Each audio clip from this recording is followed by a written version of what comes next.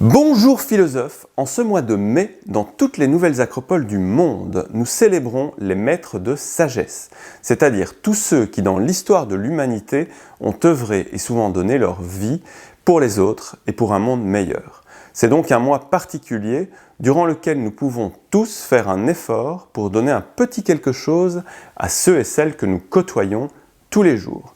La famille, les amis, les collègues, le sans-abri du coin de la rue. Nous profitons aussi de ce mois pour nous dépasser dans tous les domaines. Nous organisons par exemple une marche nocturne de 50 km aux alentours de la fête bouddhiste du Wesak. Cette année, nous allons être un peu Covid-friendly. Tu veux dire faire le petit joueur 50 km de jour ou de nuit, j'appelle pas ça faire le petit joueur. Si tu es intéressé par ce défi et bien d'autres, inscris-toi au Lab de Philopratique. Ces activités font partie des pratiques qui te seront proposées. Je te mets le lien en description. En parlant bouddhisme, je vais aborder aujourd'hui en quoi la philosophie bouddhiste nous donne des clés pour rester soi-même dans le quotidien. J'imagine que tu as déjà vécu des tas de moments dans lesquels tu es dépassé par tes émotions ou des pensées automatiques.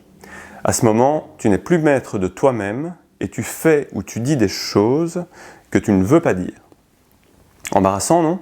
Eh bien, le bouddhisme, comme le stoïcisme ou encore d'autres philosophies, te montrent comment dépasser ces obstacles en restant celui ou celle que tu es. On en parle ? Ladies and gentlemen, let's get ready to rumble!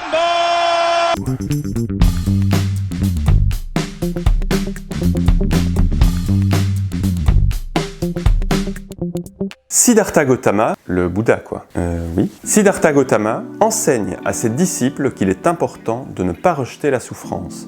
Celle-ci est la base de la philosophie bouddhiste qui considère la souffrance comme une information, un signal qui nous mène à une plus grande conscience. Or, pourquoi souffrons-nous ? Dit le Bouddha. Nous souffrons car nous avons soif. Nous sommes attachés à la vie, à des objets, à des illusions.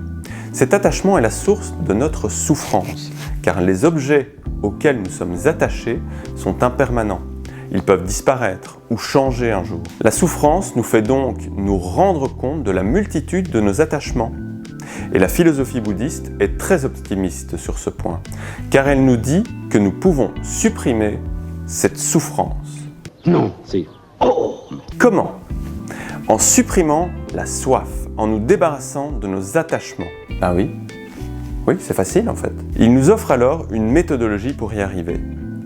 Le noble, octuple, sentier. Tout d'abord, l'éthique, qui est le début du chemin pour toute voie de sagesse.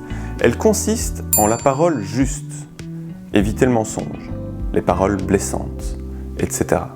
L'action juste, désintéressée, altruiste, et les moyens d'existence justes, le travail. Cette philosophie nous propose donc simplement d'être quelqu'un de bien avant de pouvoir se dire sage ou spirituel. Ensuite, la discipline mentale, l'effort juste, l'effort de travailler sur soi-même, constamment afin de devenir meilleur et d'éviter la souffrance. L'attention juste, également appelée pleine conscience, elle consiste à être pleinement présent ici et maintenant.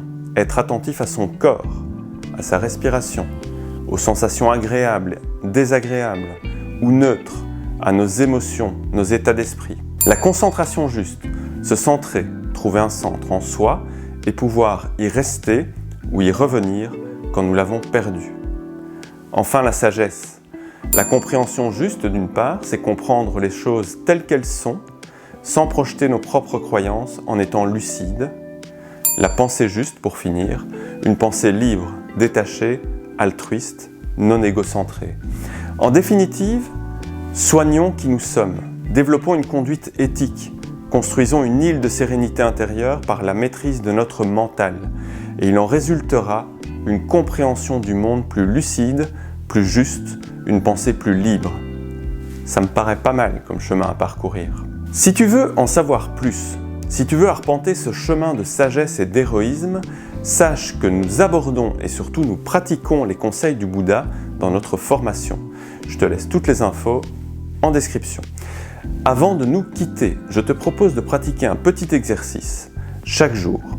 À chaque fois que tu fais quelque chose de répétitif, quand tu entres au bureau par exemple, ou dans ta salle de bain, quand tu t'assieds sur ton vélo pour aller au boulot, quand tu marches dans un endroit familier, eh bien, lorsque tu es dans cette situation répétitive, prends une grande respiration et prends conscience de l'air sur ta peau, de la pression que tes pieds impriment sur le sol ou de tes fesses sur la selle du vélo.